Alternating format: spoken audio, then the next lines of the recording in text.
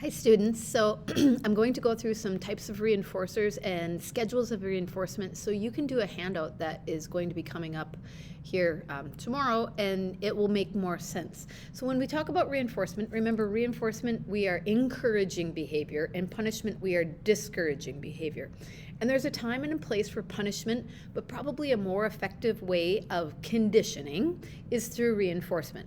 So let's talk about the types of reinforcers. So there are primary reinforcers, and primary reinforcers are those things that we need that are absolutely necessary for survival: food, water, and rest. And that can be used as leverage. That can be used as an incentive, as a conditioner to get people to do what you want. Food is a really a big primary reinforcer. For animals, food is really a primary reinforcer. But even things like rest, that's one of the tactics that people can use, sleep deprivation, to get information out of, say, prisoners, is that they withhold rest and force people to stay awake.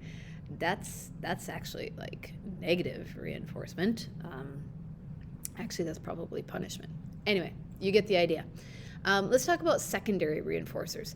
These are what are probably more beneficial, useful for humans. When we talk about secondary reinforcers, we refer to them as conditioned reinforcers. So it's something that is going to pair along with or is in association with a primary reinforcer. Things like praise, opportunities, grades, money. So for instance, like, why do you work for grades? Well, you work for grades because you want to get a good grade in the class. Why do you want to get a good grade in the class? Because you want to graduate. Why do you want to graduate? Because you want to go on to college and get a good job. Why do you want to get a good job? To get food, water, and shelter. So they always come back to that primary reinforcer. But the primary reinforcer in and of itself is not as powerful as the secondary reinforcer. Most behavior is influenced by conditioned reinforcers. There's something called token economy, and I want you to put this in your notes. The token economy is this idea of giving rewards after a certain amount of time or whatever it might be, for a certain behavior. So giving a reward in exchange for behaviors that are being done. Let me give you an example. I've heard that there's a lot of dentists around Fargo who do this. If you take good care of your teeth, they have a token economy system where you can trade in like tickets or something for like dental bucks or something along these lines. The idea of token economy is that you will kind of bank enough tokens, and then you can exchange it for other types of reward, such as maybe a toy if you were a child or whatever it might be. Getting a gold star. If you read, so many books, then you get a gold star in your chart at school. By the way, that's the worst thing. If you're ever going to be an elementary child, do not compare one child to another by putting gold stars on a chart in front of all other children. Anyway, enough said about that. But token economy, let me give you a definition. A desired behavior is given a token to allow trade-in and rewards for something else. So you can trade in those tokens. The token means nothing in itself. It's the reward that you get from, maybe amassing a certain amount of tokens. All right, so let's talk about reinforcement schedules then. Again, reinforcement, we're encouraging a behavior we want to happen. And there's a way to most effectively do that. A reinforcement schedule is a pattern or a schedule to determine how often the desired response will be reinforced. It's either continuous or intermittent. Now, continuous just means it happens all the time, every single time.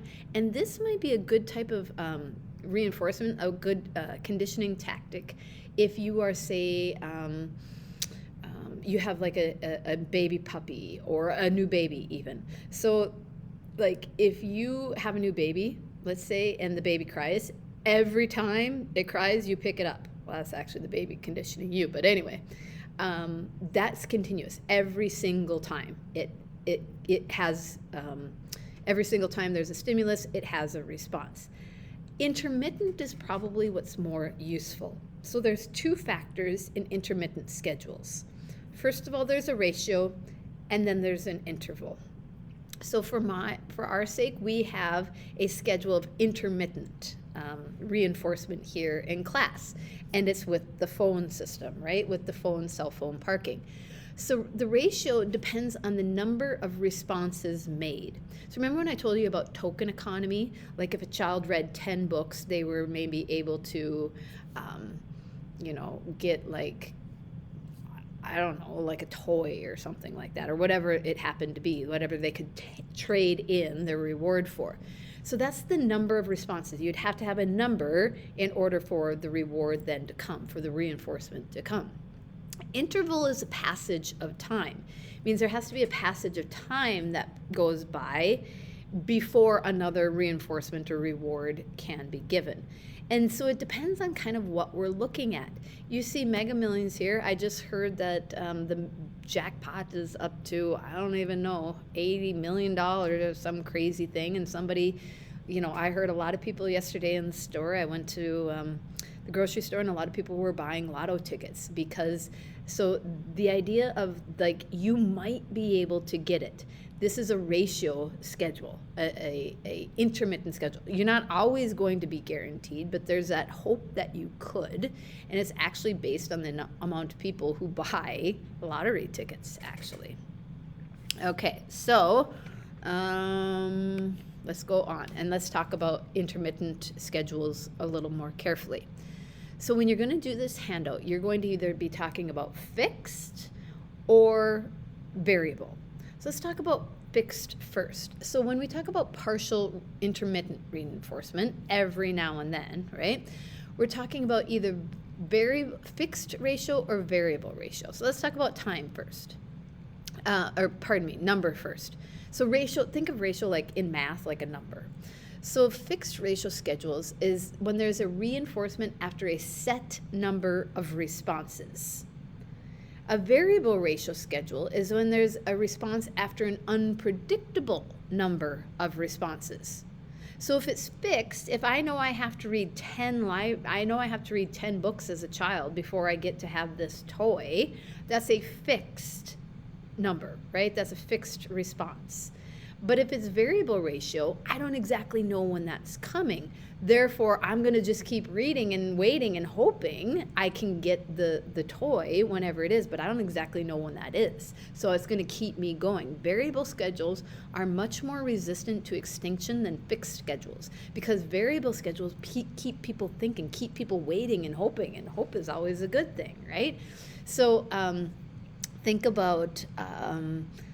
I'm not going to give the phone example at this time, but a variable ratio, like, let me give you an example here. Any kind of gambling is a variable ratio schedule. Not any kind of gambling, but like slot machines or craps tables or dice games, things like that. Those are variable ratio schedules. Like a door-to-door salesman. Like you're going to go knocking door to door and you're like, hey, can I sell you a magazine or whatever you're trying to sell the person.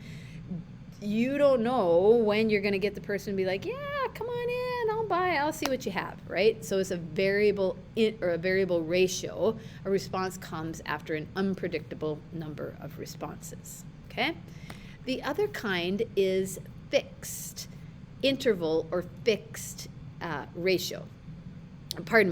Fixed interval or variable interval. So a fixed interval schedule is when there's a reward after a certain amount of time. So let's say 12 minutes passes and then you get the reward. I like to think about my dryer at home.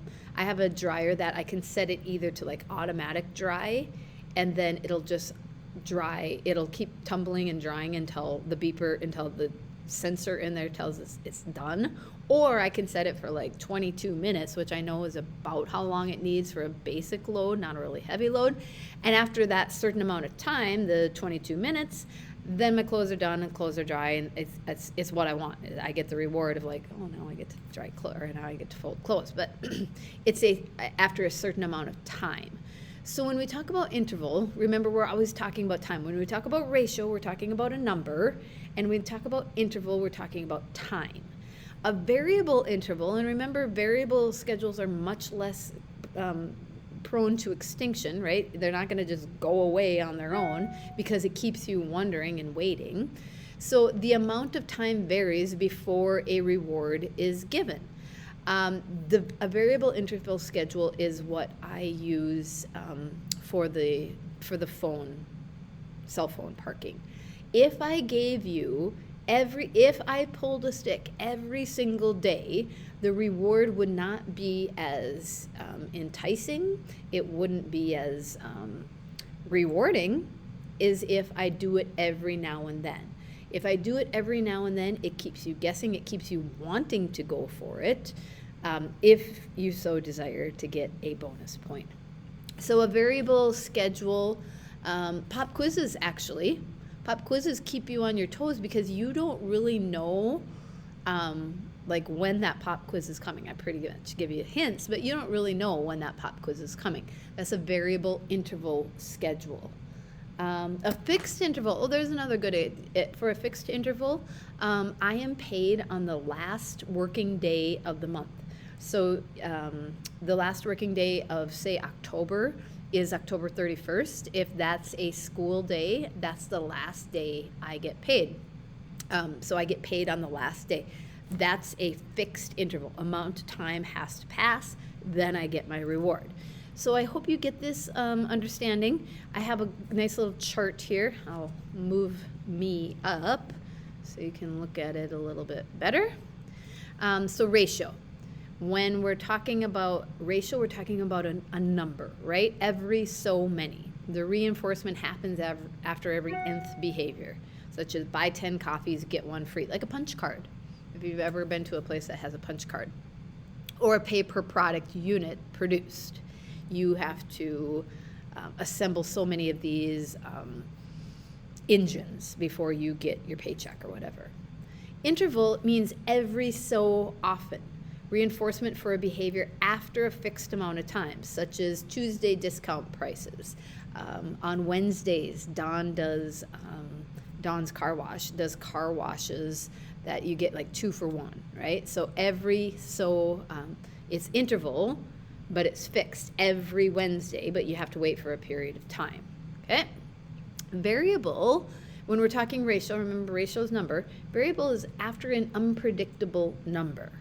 So the reinforcement happens after a random number of behaviors, as when we're playing slot machines or fly casting. If any of you are fishermen, if you understand what fly fishing means, like you have to keep throwing it in and coming back, throwing it in, throwing that fly back and forth in order to hopefully get a fish. Now, do you know if you're going to get a fish on that cast? No, but you keep throwing it out there.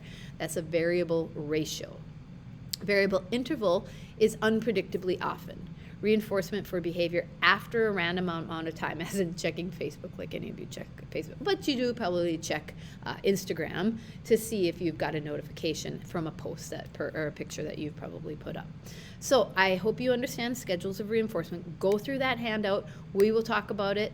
Do the best you can. Work with a partner. That's fine with me. And see if you can go through those. All right. Until we meet again. See ya.